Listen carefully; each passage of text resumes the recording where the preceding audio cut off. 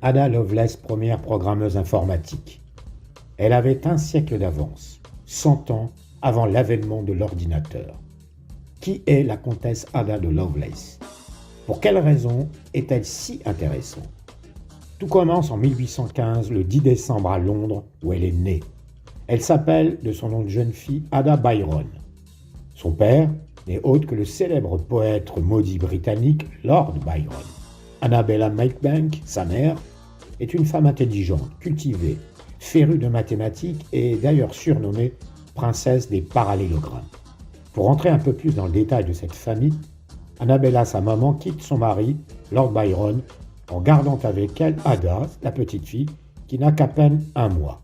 La même année, le mari signe enfin l'acte de séparation.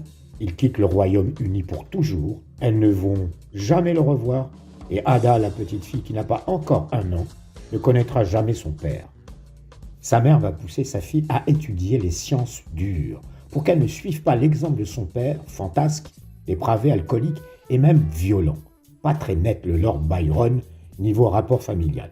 Voilà pour la petite enfance. Son parcours est spectaculaire, inattendu, dans cette bonne société britannique à tendance sexiste et qui est à l'aube de la révolution industrielle, ce qui n'arrange pas du tout les affaires pour les femmes en particulier. Ada Byron s'intéresse donc très tôt aux sciences et elle produit, à l'âge de 12 ans, un traité très complet sur les ailes des insectes dans le but de construire une machine volante.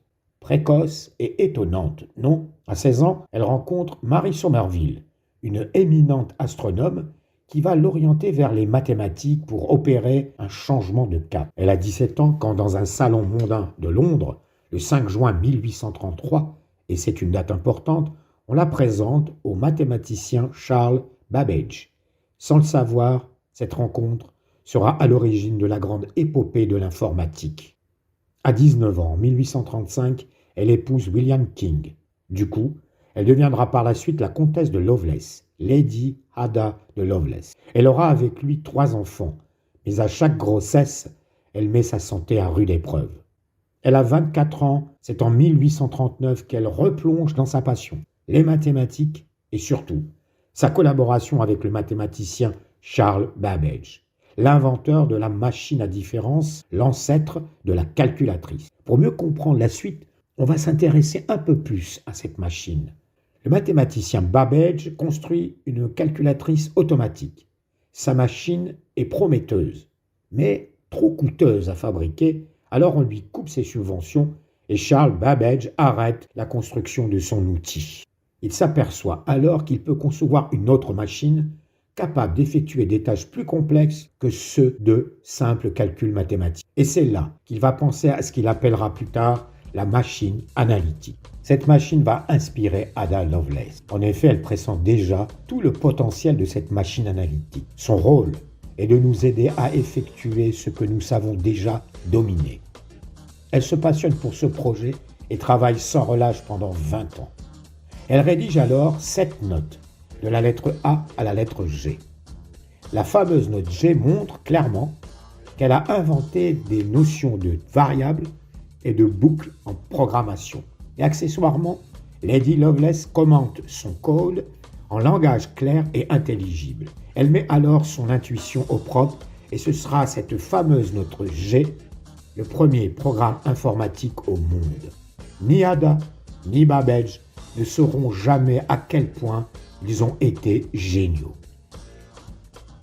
Elle est non seulement la mère de la programmation, mais aussi la toute première scientifique à introduire l'idée nouvelle d'une intelligence artificielle destinée à résoudre des problèmes complexes, passant du calcul numérique pur à de l'analytique. Elle est la première scientifique à pressentir l'impact de l'informatique sur la société. Ada Lovelace est convaincue que la machine pourra être capable de manipuler des lettres ou des symboles. Et pour elle, les calculateurs futurs doivent être des partenaires de l'imagination. La machine pourrait composer de manière scientifique et élaborée des morceaux de musique de n'importe quelle longueur ou de n'importe quel degré de complexité.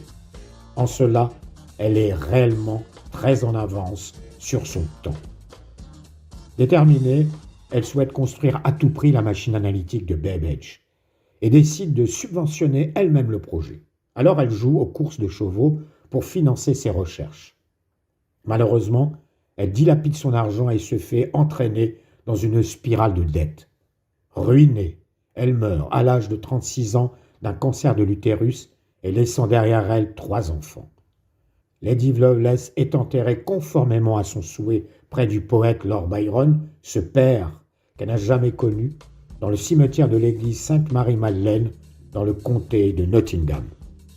Il faudra attendre 1930 pour que sa prédiction commence à se réaliser avec le calculateur universel qui, lui, manipule autant les chiffres que les symboles. En avance sur son époque, Ada Lovelace est une véritable pionnière en sciences et en informatique. Ce qu'il faut savoir, c'est que le second mardi d'octobre de chaque année, le Ada Lovelace Day est une célébration internationale des accomplissements scientifiques dus aux femmes. Cet événement a pour objectif de susciter des vocations et attirer plus de femmes dans les filières scientifiques. Elle reste cependant une figure emblématique des femmes dans l'IT ou plus généralement dans les sciences. Charles Babbage disait d'elle « Cette enchanteresse des nombres a jeté son sort magique autour de la plus abstraite des sciences.